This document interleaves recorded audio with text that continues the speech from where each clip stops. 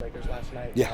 What are your thoughts about how LeBron has improved from when the Mavericks beat them in 2011 to now, basically? Yeah, what we continue to see is that he will not realize that time wins. You know, in everything in life, time wins every single time. It deteriorates your speed, sometimes slows down your thinking.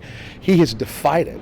It's amazing to watch him now, even more so, because his intellect continues to grow, on top of the fact that he's working and keeping his body in shape that would defy a 30-year-old, let alone someone who's in his mid-30s. And so I'm so impressed with the fact that people, let me go back and say this, people can have their view of his movements throughout his career, but this particular move was not this simple move initially to go to a space where he thought, you know what, I'm going right back to the finals, and clearly didn't. Obviously, it's one of the storied franchises in the history of the NBA and one of the great American cities. So having AD show up helps a great deal. And to watch them together is absolutely ridiculous. Because as Coach Bolster just shared with us, you can play great against them and they're still great. So that's the thing that's amazing, that LeBron, even in what is probably his last decade of playing basketball, is still a great passer, still a deathly shooter. Like that's a part of his, I think, repertoire that people don't even give him credit for. That it's timely three-point shooting. You can have percentage guys all day long, but when it's nip and tuck time, will you take it, let alone make it? And he's obviously willing in that space. And of this generation, one of the best passers, if not, in my opinion, the best passer, which is really neat to see how that's proliferating through the league for some of the great players, realizing how important that is in your game. And then we just walked by Tyler Hero. Can you talk about like the three rookies that Miami has that are basically turning the NBA board on fire? Yeah, and the funny thing is, there's another one. Yeah. You know, there's the Casey Okpala from Stanford that hasn't even gotten a chance to play yet and just started in his G League stint. But let's start with Kendrick Nunn, because that was the person that, unless you were from Illinois, you didn't really know. You know, he transfers as a junior, goes to Oakland. If it weren't for Trae Young, we'd be telling this great story about this kid playing college ball in Detroit that was burning up the nation. But because all the attention was on Trae at Oklahoma, we didn't know that this kid had the most 30-point games, that he had the most threes in that college season in the nation, and then didn't get drafted. Golden State finds him, calls him in the middle of the second round, and he signs with them, plays the entire G League season.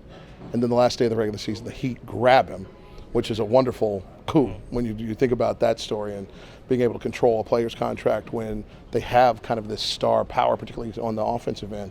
And it's been great to tell his story and to watch him continue to grow as a player who has an aggressiveness that defies his experience in the league. With Tyler Hero, you have the exact opposite, right? He's heralded out of high school, he's heralded out of college, and shows up and fits the bill. The thing is he going to be a Heat player? And to be a Heat player, you got to defend first. You've got to work.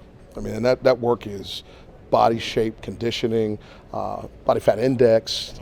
It's a different thing than just being able to run up and down the floor for 48 minutes. And so it's really neat to watch a kid who you're not sure if the star power matches the work ethic, and it all lines up perfectly to be a Miami Heat player. And then Chris Silva, again, it was a guy that I met at training camp. And like, who's this kid that we just saw in Summer League that just has so much energy and effort? It reminds everyone very much of Udonis Haslem, of being undrafted out of Florida and then going over to France for a year, change his body up, and then come back, and 2 years later be a championship power forward, playing against Dirk in this building, as a matter of fact. So that's a unique kind of thread that he has coming out of the west coast of Africa. Gabon is where he's from, and just came over here and started really late in developing his basketball game, which is amazing to think that he's been able to grab one of these 450 jobs in the world when you haven't even played the game that much, or starting at a space that probably didn't have the development like the kids have this second now.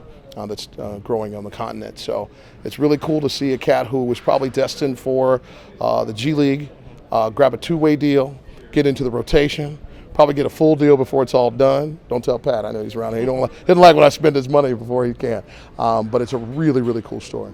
And then what are your thoughts about being from afar about Luka's second season thus far, and then obviously Porziņģis as well? Yeah, it's a really awesome 1-2 punch to have the inside power that Porziņģis brings with variety, right? He can score pretty much from anywhere on the floor, on top of being able to snatch Spaldings off the glass and be a defensive presence at the rim. But what Dončić is doing now, it just defies reason to be 20 years old. I know he played a lot of professional basketball, but the way his tenacity, kind of this doggedness, that goes along with the way that he plays.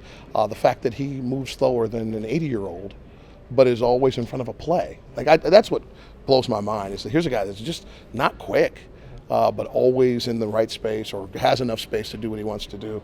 And obviously his ability to score is like compounding, multiplying in front of us, while he still is LeBron-esque in his ability to see angles that other people cannot see. You're anticipating with confidence, I think, is the best way to describe the way that those guys see the floor. They know the play, they trust the guy's going to be there, and it doesn't matter what the defense is going to do. He's going to get the ball there. Oh, yeah. What are your thoughts about that? Well, the fact that there is a player that was born in the same decade I was born in the league makes me feel great. That's number one.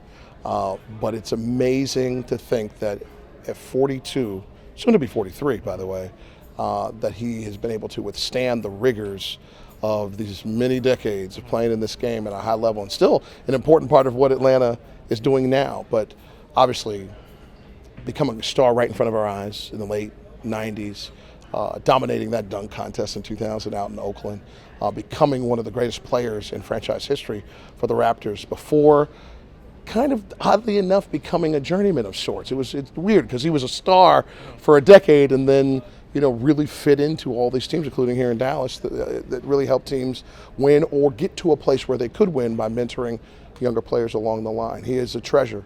He's a treasure for this game, and I'm hopeful that he gets the right respect, because what happens, I think, is that you get a little far away from your stardom because you've played so long. People only see you in that mold as kind of being this utility journey guy, but we all know that he set this league on fire for a decade and a half. And then final question, obviously, Melo's been in the back for about 2 weeks, 3 weeks now. What are your thoughts about that, being that he was gone for almost a year? There's a bit of wonderment of how personal bias can enter into professional opinion.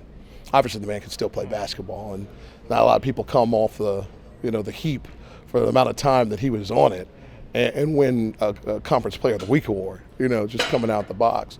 Will he be able to kind of help Portland right the ship? I'm not sure. I don't think that's essential to the story, except for here's another great player from the class of 2003 that even in the twilight of his career is somebody that you want to put on the floor to help your team win. It's fun to watch all these old heads kind of impact this league at a very high level, because it is a game now where the young player can get in this game, like we're seeing here in Dallas, and just become dominant because of the experience coming in. The American kid doesn't have the professional experience, but they're playing a lot of basketball, basically from 13 to 18. And then the European kids are doing it for money, I shouldn't say American kids aren't doing it for money, but that's a whole nother story, right?